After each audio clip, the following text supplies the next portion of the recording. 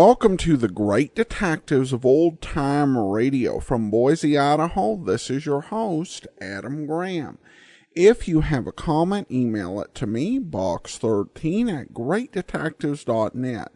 Follow us on Twitter at Radio Detectives, and become one of our friends on Facebook, facebook.com/Radio Detectives. Before we get started, I do want to let you know that you can pick up all of our books and ebooks and audiobooks at store.greatdetectives.net, including my first detective novel, Slime Incorporated, and All I Needed to Know I Learned from Columbo, and All I Needed to Know I Learned from Dragnet. Well, now it's time for today's episode of Michael Shayne.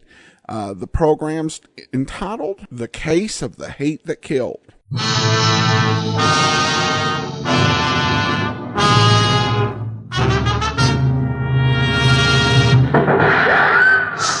The fourth bullet tore through the flesh on my left shoulder. There was nothing between him and me now except a tree. I stood there waiting. There were two more shots left in the gun. I caught the glint of the gun barrel in the moonlight, and then the granddaddy of all firecrackers blew up in my face.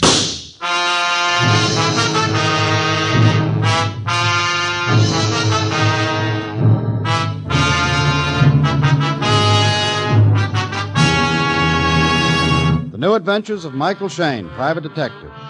This is your director, Bill Russo, inviting you to listen to Michael Shayne, that reckless red-headed Irishman, back at his old haunts in New Orleans, in another transcribed episode. We call it The Hate That Killed.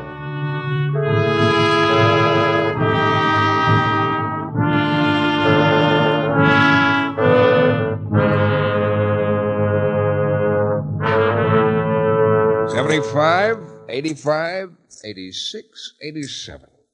$3.87. Michael, you old capitalist, how do you do? Mr. Shayne. Mr. Shayne, you've got to listen to me. You've got to help me. I do, huh? Oh, Sanderson. Hey, you look better in your newspaper pictures. I thought I made it clear I wasn't interested in your case. But on the telephone, you wouldn't let me tell you what I want. I've got plenty of money. I'm not interested in your money either. Right on that door, it says Michael Shayne, Private Detective, doesn't it? Well, doesn't it? Yeah. It cost me 2 bits a letter, too. You said something about somebody wanting to kill you. Yeah. Well, why don't you take your troubles to the police? I can't. I don't have anything to tell them.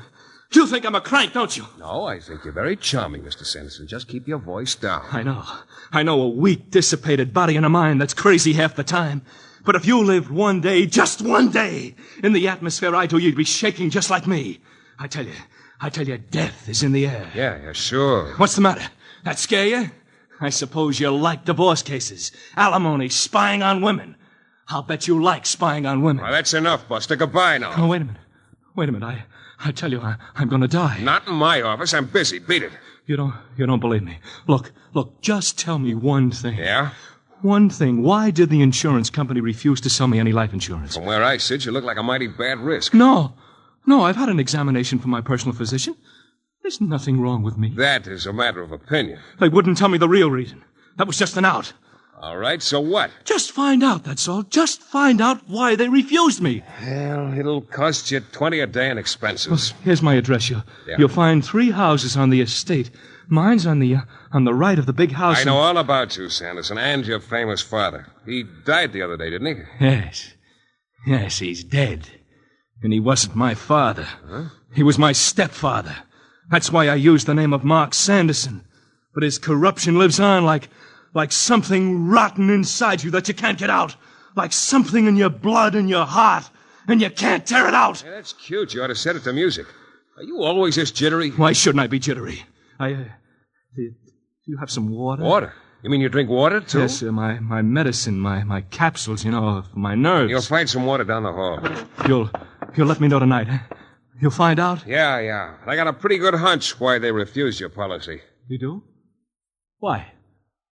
Why? Because they probably don't expect you to live very long, Mr. Sanderson.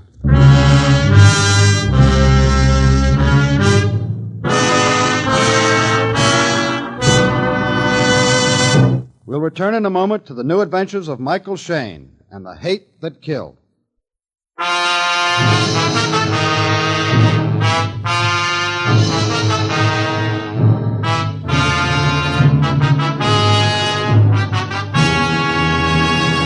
He was a fancy client, all right. Mark Sanderson, stepson of the late Gregory Larson. He was still young, maybe 30, but all his stepfather's filthy millions could never make a man out of him or give him anything decent out of life. He sat in my office slobbering with fear, his eyes dull and empty. I don't need clients like that, but the insurance company angle intrigued me. Why had they refused Mark Sanderson's policy? Well, I turned toward my phone, feeling like a Hollywood agent doing his best for a client he didn't have much hope for, and dialed the life insurance company. I'm sorry, you'll have to speak to Miss Bennett. It was the old shove-around. Miss Bennett was maybe the 30th vice president in charge of bathtub accidents. We cannot give out that information, but if you speak to Mr. Forsythe, he's the branch manager. All I had to do was mention Mark Sanderson's name, and there'd be a long pause on the other end, and then... No, sir, we can't discuss our policy with you, Mr. Shayne. The matter is closed. It is entirely within our own discretion whether or not we choose to insure Mr. Sanderson's life or anyone else's. No, I wasn't getting anywhere. Nobody was going to tell me the real reason they'd refused Mark Sanderson life insurance. I got Dave Sizenby on the phone. Dave used to be a private eye and then went to work as a detective for the insurance company. And he said he'd see what he could do. I waited about 10 minutes, and then... Shayne speaking. Mike? Yeah, Dave. It's hush-hush. Hey, what's going on? You're beginning to make me think Sanderson really has something to worry about. I don't know. All I can tell you is that it might be a good idea to see a lawyer by the name of Ormsby. Who? Ormsby. Olmsby. In the Lee building downtown. That's all? No, one more thing. You, didn't get the information from me.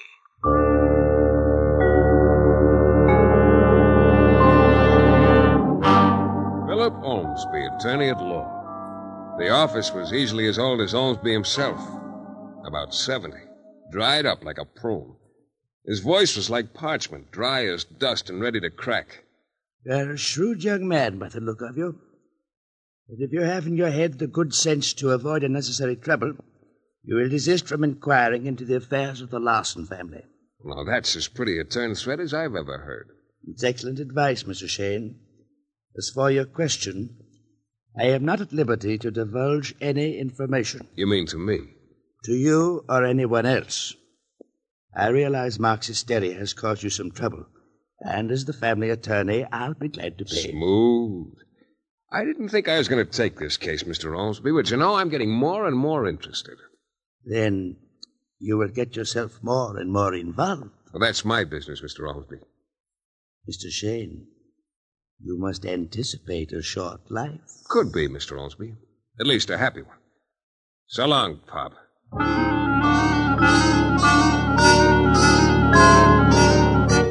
Well, I found out a few things before I went out to the swamps where the old man had dug in after he retreated from the New Orleans reform movement. He'd built a large house for himself, a smaller one for his second wife and stepdaughter, and another for his stepson. He kept his cousin Agatha with him. Seems he separated from his immediate family, kept tight hold on them, but didn't want them too close. He'd finally died 2 days ago after a long illness. I went down there to his little kingdom in the swamp and got a funny feeling. A little chill, even though it was a warm night. Little rolling wisps of fog. Night sounds that had a death knell in them. There were lights on downstairs in the old man's house, but I headed for young Mark Sanderson's place. It was dark, and I thought I'd mosey around the house to the back when somebody was playing hide-and-seek with me. Okay, take it easy. Who is it? Just a friend, pal. A word to the wise thing. All right, I'm listening. You're not wanted around here. Who doesn't want me? Nobody. Okay, I get the message. Why don't you guys ever listen? This is for your own good, pal. I don't want to have to use this blackjack. You made a mistake. Never tip your mitt. You asked for it, bro. Yeah, you move pretty fast for a big guy, but not fast enough. All right, I got the blackjack now. Come on, get up. There, now beat it. Yeah. Shayne, you surprised me. Must be something to it after all. The bigger they are... Well, that was quite an exhibition. Oh. Are they wearing revolvers with dinner dresses this year? Who are you? Mike Shayne. There's a flagstone path here. Let's get around front, out of the shadows. You must be Celia, Mark's sister. But do you have to keep pointing that gun at me? Yes, for a while. Well, anyhow, I'm glad to... Oh. Yes? Oh, my. What's the matter? Haven't you ever seen a woman before? Not very often like you. Is that really the color of your hair? My hair has been red since the day I was born. You've got nice shoulders. Oh, I like yours better. You're going to catch cold in that outfit.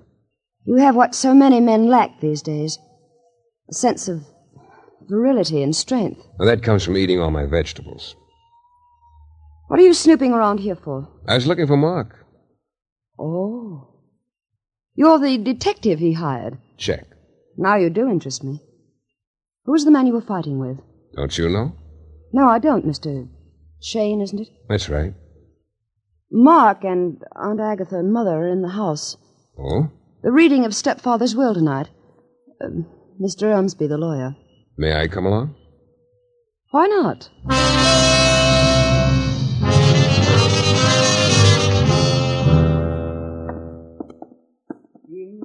Don't go in. They've already started. So what? I want to hear that will. Who's in there? They all are. I don't want to interrupt. I'll open the door a little.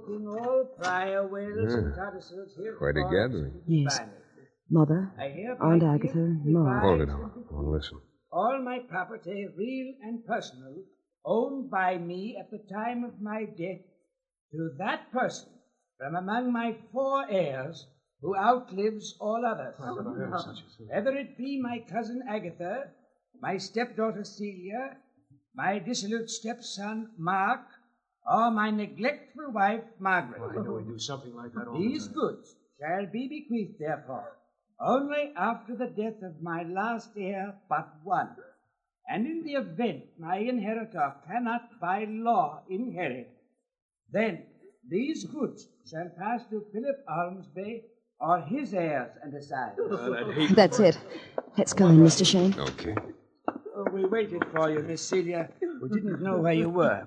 Thank you, Mr. Ormsby. Mr. Shayne, did you hear that? Did you hear? There's your answer, Mark. That's the reason your insurance was refused. Yes, he couldn't stop hating. It's so obvious, isn't it? Dear father wants us to kill one another off. Mother. Yes, Celia. Poor Mother. He couldn't leave you alone, could he? Even after he died. Oh, my mother, Mr. Shayne. Mrs. Larson. And my Aunt Agatha, father's cousin. Yeah. Apparently, Cousin Agatha was bored by the proceedings. Oh, Aunt Agatha's always taking catnaps.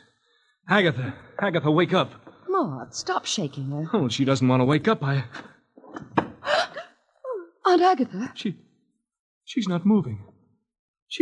She's not breathing. For a very good reason. Your Aunt Agatha's taken her last catnap. She's dead.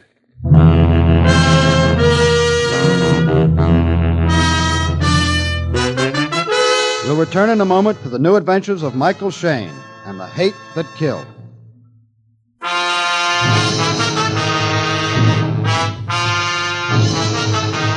I didn't want to take the case in the first place, but it was the insurance angle that got me. Why was Mark Sanderson's insurance refused? I couldn't get any information from the insurance company. I couldn't get it from the lawyer Ormsby either. But then I found out what it was all about. The insurance company must have got wind of the terms of the old man's will. And what a will. Old Gregory Larson's wife and Mark and Celia and his cousin Agatha, all of them were heirs in a sort of 10 Little Indians routine. All his money to go to the last one to stay alive or to lawyer Ormsby. Why, the old man wanted them to kill each other off. It was that simple.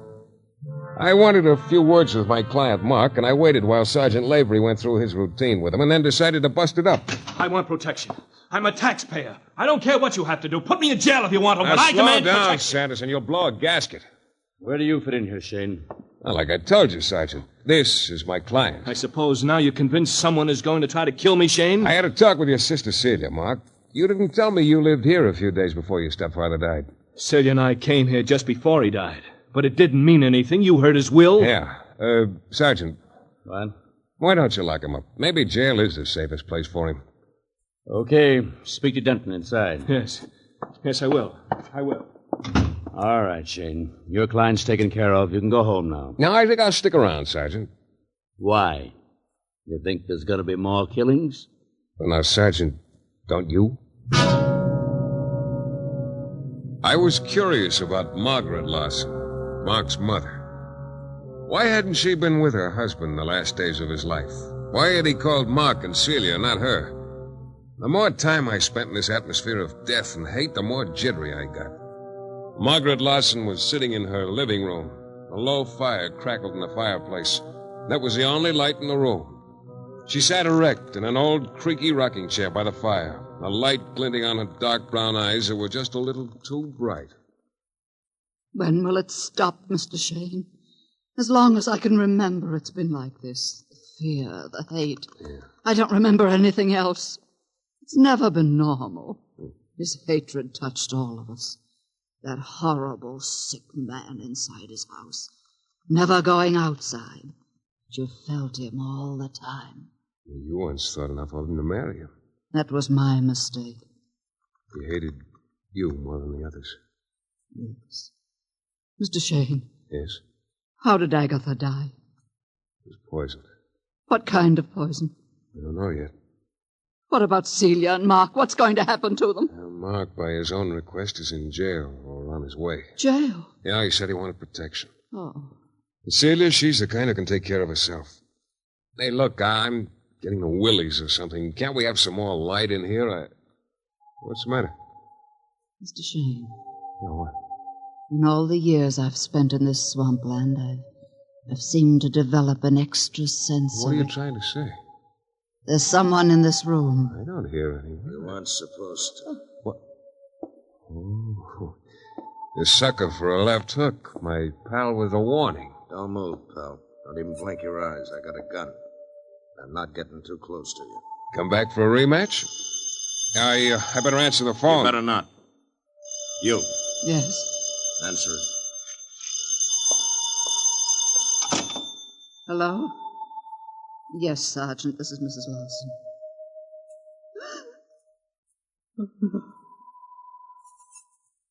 Thank you, Sergeant. What is it, Mrs. Larson? Mark. Isn't it funny? I can hardly feel anything. It's Mark. Poison? Yes. The same as Agatha. Where? In his car. He stopped to take a drink. There was poison in it. The same poison that killed Agatha. All right, Shayne, this is all very touching. Come on, let's go. No, wait, just a minute. Let's go. Getting out of this place is giving me the creeps. Mrs. Larson, tell Celia about Mark. She's in danger. Tell her... That's just so you'll know it's loaded, Shayne. I'm sorry to spoil your rug, lady. Well, Shayne, I won't aim at the rug next time. He was smart. He kept me at arm's length. The way he handled me, you'd think I had the plague. He was so calm and so careful, I began to worry. Give me the nervous guys. Give me the guys who think they're tough. I can take care of myself with them. But this bird knew exactly what he was going to do. He acted like a trapper who'd caught a wildcat and was measuring him for the kill. We went down the hall and out the rear door. If I was going to do anything, it better be pretty quick. It had turned cold, and the damp fog clung to my clothes, got into my nostrils. I took a little path that led into the swamp. Funny, I kept worrying about Celia, about protecting her, not about myself. It was all screwy, sort of detached, almost a dream sequence. Things were happening too fast, and I couldn't stop them. All right, how much farther into this swamp, laddie? We're here. Okay. Go stand up against that tree over there. Here? Right there. It was a big, fat old cypress tree, and I loved it. He thought it was going to be like an execution without a blindfold, but you can tell about these punks. You can tell when their finger itches. Before he lifted his sights, I was around on the other side, and his bullets tore chest high into the big, fat tree trunk. Maybe your feet are showing, Shayne. I got plenty of time. I got nothing but time. This is the most important thing I ever did in my life, and I'm going to do it right. Now, careful, Shayne. I'm starting to come around. Oh, it was going to be a dilly. I ducked my head out, pulled it back in. If I counted right, that made 4 and 1 in the house. 5. It was starting to edge around. It cut like a knife through the meat on my shoulder. Must have been just a nick because it only burnt. It didn't slug me. 6. He was still edging around, coming a little closer, but he still wasn't taking any chances on my jumping him. I nicked you, Shayne? Watch it now. I'm going to run. Which side, Shayne? That spun me around, caught my other arm. The bullet hit solid. I almost went down. 7. You counting them, Shayne? I got a couple of more clips when this one's finished. Here I come again. Who wrote that story about the hunter who wasn't happy unless he was hunting a human being? He must have laughed like this punk. He must have been off his trolley. I caught a look at the weasel's face, and then... It was like the granddaddy of all fuses blowing out. I'd heard about people feeling the wind of a bullet, but this wasn't a wind. It was a gentle sigh, a little puff. He missed my nose by a 32nd of an inch. And that was 8. I dashed out after him. But he was on his way, fumbling with his gun, putting the new clip in while he ran. Only he wasn't watching where he was going. He tripped over a log. I pulled up short and I stared. There were several logs laid out in a rough circle, sort of protecting a patch of ground. Ground? A punk had tripped and gone in head first and started to sink. His body thrashed around. The head came up covered with what looked like oily mud, only then I knew what it was. Quicksand. It didn't take 15 seconds. And he disappeared. Even if I wanted to help him, I couldn't. It came too fast. I looked and he was gone. A couple of big bubbles came up, slick and moldy, and then that was all.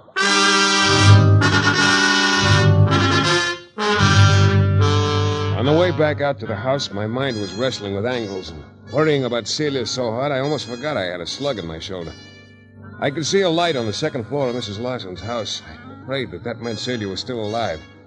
I ran to the front door and began pounding.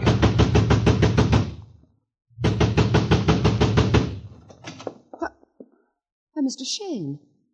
Why all the commotion? Oh, you're still okay. How about your mother? She's fast asleep in her bed. Come on in. Yeah. What's that? Oh, a cat must have followed me here.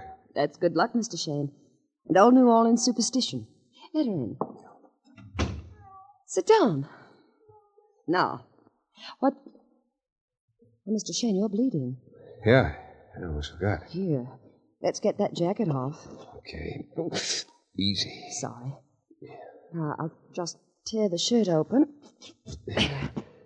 You heard about your brother? Yes. Mother told me. In a way, I think perhaps he's better off. He never was very happy. My stepfather saw to that. Oh. Sorry. I've got to clean it out, you know. Sure, go ahead. Celia, I'm going nuts trying to figure this thing out. Your stepfather hoped you'd kill each other off. He planned it that way. But you and your mother wouldn't bite on that kind of bait. Thank you. The only other answer is Holmesby. He gets everything if all of you are taken care of. I don't have anything on him. It won't gel. I'm afraid this'll sting a little. Oh. There. It's all over until the doctor takes over. Here, have a little of this. It's from my dear departed stepfather's wine cellar. Napoleon brandy, 1812. Yeah. Don't often get a whiff of anything that rare. Thank you. Oh, I'm sorry. That was clumsy of me. I'll pour you another. Anyhow, that stray cat's going to have a good time. He likes Napoleon brandy, too. Yes, he does, doesn't he? You know, I think I'll join you. I have a weakness for good brandy. Fine. I have a weakness for women who have a weakness for good brandy. Here you are, Mr. Shayne. Mike. Hey. You were right, Sid. That cat was good luck. He'll be stiff in another few minutes. What? Yeah, that brandy is spiked with enough poison to kill Gargantua. Where'd you get this brandy, Celia? Why, I think Mr. Ormsby gave it to me.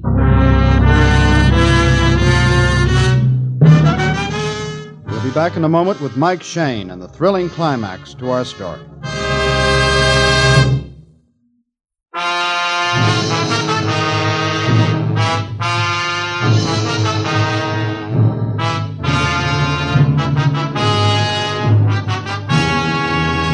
Thinking about Ormsby almost sent me off on a tangent. The big idea was slow in coming, but it paid off. The whole thing fell into place, and it was kind of hard to see all at once. It came out gradually. Celia, your mother didn't go into your stepfather's house before he died, did she? She hasn't been inside that house in 15 years, Mr. Shayne. Oh, that's it. And it's so simple, so very simple. Here, let me have that brandy bottle. I'm taking it down to headquarters for a little fingerprint job. I don't understand. I'll be back. I'll explain it to you with gestures. Now, you probably don't know it, but you called me Mike a few seconds ago. It's enough of a start for me. But what about Mr. Ormsby? There's a payoff for him, too.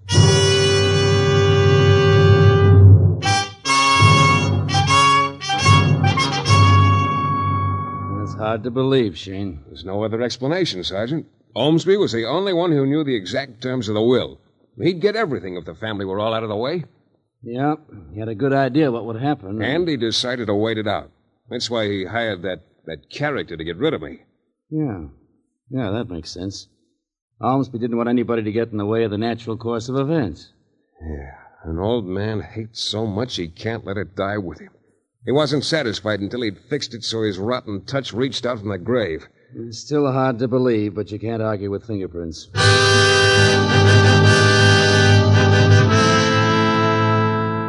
Sure.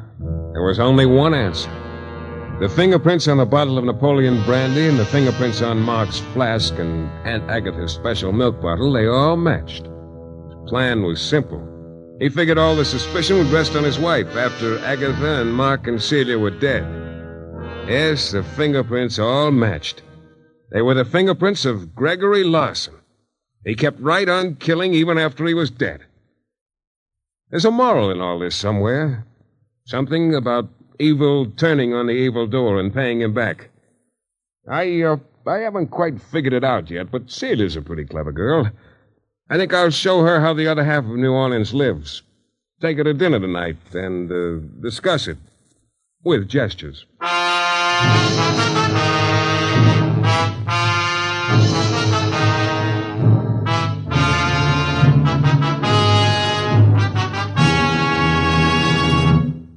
This is your director, Bill Russo, again. Our story was based on characters created by Brett Halliday.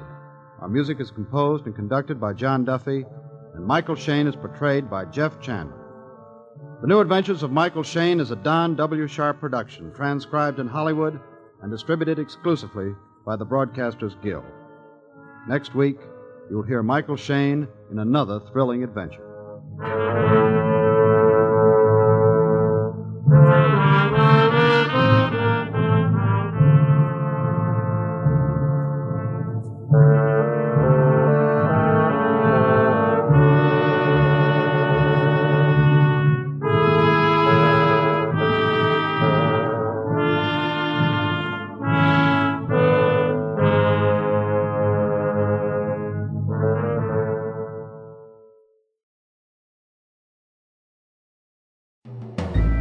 This is Andrea J. Graham, author of the Web Surfer series. Oh, and a Madam's Wife. You're listening to the Great Detectives of Old Time Radio.